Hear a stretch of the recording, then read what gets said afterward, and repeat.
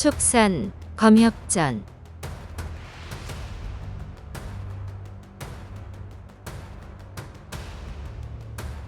47화. 은혜 갚는 말곰과 성성이. 산요괴를 없애니 말곰이 은혜를 갚고 주과를 따라간 성성이가 목숨을 잃네.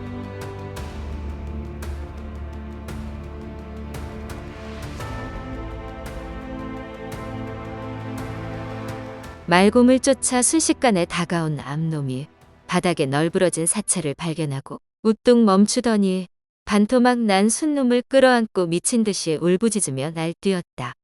포악한 산요괴가 주먹만한 눈물을 뚝뚝 흘리는 모양새가 그야말로 가관이었다. 한바탕 울부짖은 암놈은 순놈이 어떻게 죽었는지 확인하려 상처 부위를 자세히 살폈다. 고개를 숙이고 잠시 생각에 잠기는가 싶더니 갑자기 광분하며 큰 나무를 뽑아 휘둘렀다. 그 바람에 돌부스러기가 우박처럼 쏟아져 다들 혼비백산했다. 무심결에 고개를 돌리다 자줏빛 검광을 보고 이영경이 숨은 곳을 발견한 산요괴가 획 돌아서서 무섭게 돌진했다. 넋놓고 있던 이영경은 갑자기 시커먼 그림자가 들이우며 산요괴가 달려들자 크게 당황했다. 지금 검을 휘둘러봤자 산요괴의 긴 팔에 먼저 당할 것이 뻔했다. 지금은 지칠 대로 지친 터라 순놈을 상대할 때처럼 날쌔게 피해 다닐 수도 없었다. 절체절명의 위기에 처한 이영경은 일격에 운명을 걸기로 하였다. 산요괴의 손이 닿기 전에 놈의 목을 향해 검을 던지는 동시에 마지막 남은 힘을 쥐어짜 옆으로 몸을 날렸다. 한 번 더 몸을 날리려는데 쿠웅쿠웅 소리가 연달아 들렸다.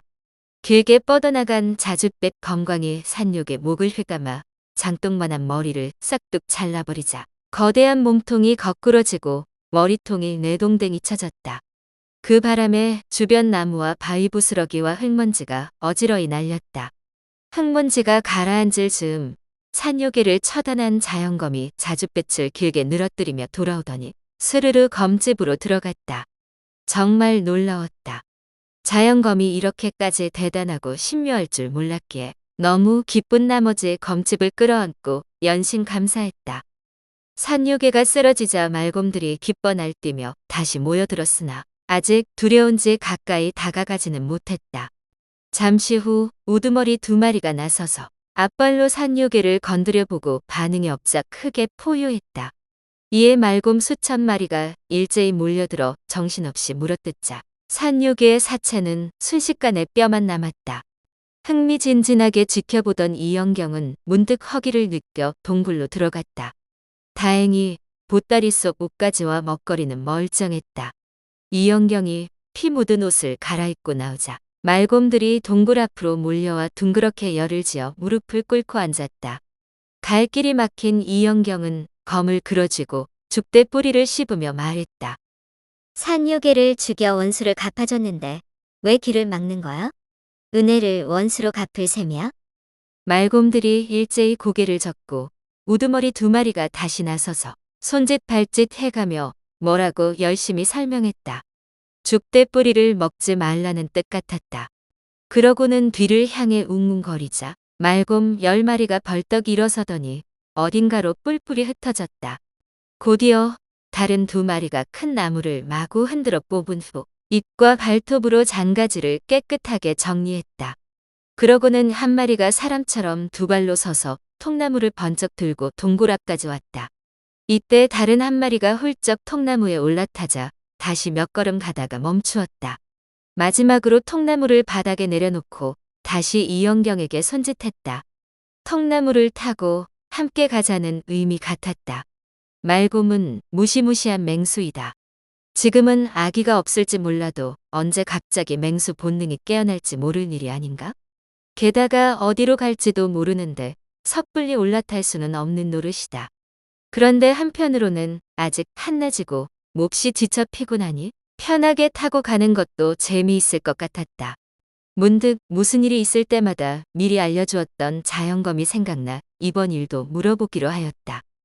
자연검아, 이 녀석들이 태워준다는데 가도 되면 길게 2번 안 된다면 한 번만 소리내줘. 첼, 첼. 이영경이 잘됐다 싶어 기쁜 마음에 통나무 위로 훌쩍 뛰어올랐다. 말곰들이 일제히 벌떡 일어나 공손히 두 손을 모아 예를 취하고 크게 환호했다. 우두머리 중 하나는 앞장서서 인도하고 다른 하나는 뒤를 받치며 우웅우웅 울음소리를 내자 말곰 수천 마리가 전후좌우로 대열을 맞추며 빠르게 산을 내려갔다. 산봉우리 몇 개를 넘어 도착한 곳은 온통 기이한 꽃과 풀로 뒤덮여 있었다. 산 언덕을 오르자마자 양옆으로 말곰 100여 마리가 나타나 줄지어 무릎을 꿇고 다시 일어나 공손히 예를 표했다. 조금 더 가니 제법 큰 동굴이 보이고 말곰 10마리가 성성이 무리를 이끌고 달려왔다. 성성이들이 쏜살같이 이영경을 에워싸고 두 손 가득 들고 온 열매를 공손히 바쳤다. 이영경이 열매를 먹는 동안에도 통나무를 맨 말곰 2마리는 계속 앞으로 이동했다. 바로 앞에서 보니 동굴 입구가 정말 컸다. 말곰과 성성이 무리가 이영경을 에워싼 채 동굴로 들어가 통나무를 내려놓았다. 안에서 둘러보니 동굴 내부는 예상보다 훨씬 크고 넓었다. 이 끝에서 저 끝까지 어림잡아 100장도 넘을 것 같았다. 한가운데 너비가 10장, 높이가 2장쯤 되는 거대한 바위가 놓여 있고 그 위에 두툼한 짐승 가죽이 깔려 있었다. 성성이 2마리가 바위로 훌쩍 올라가 사람처럼 앉고 눕는 신용을 하고 다시 내려왔다.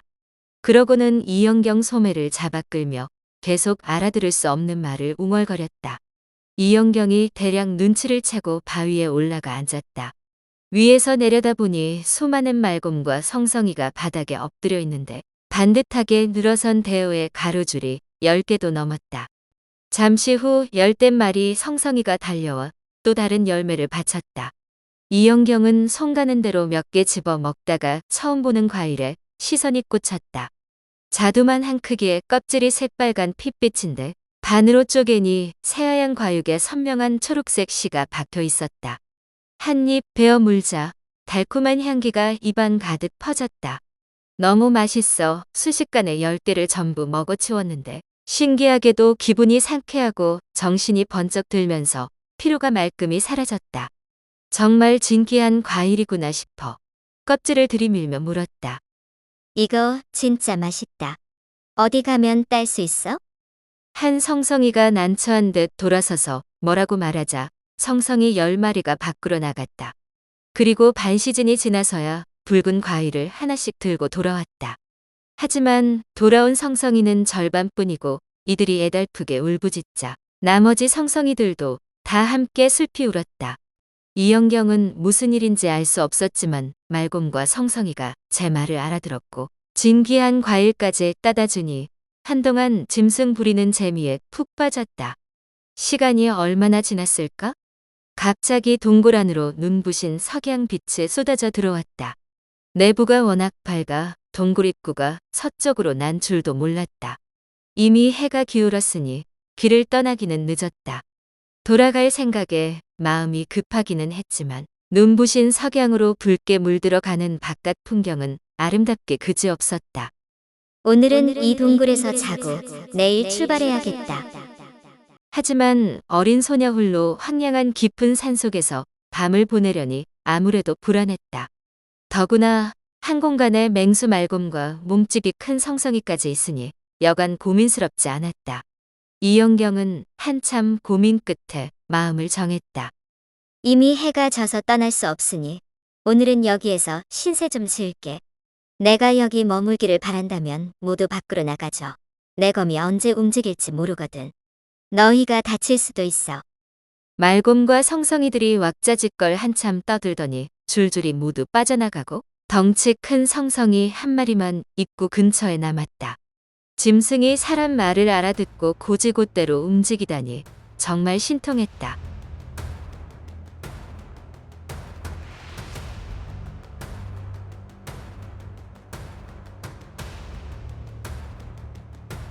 다음 화에서 이어집니다. 더 좋은 콘텐츠를 제작하기 위하여 구독과 좋아요, 알림 설정 부탁드려요.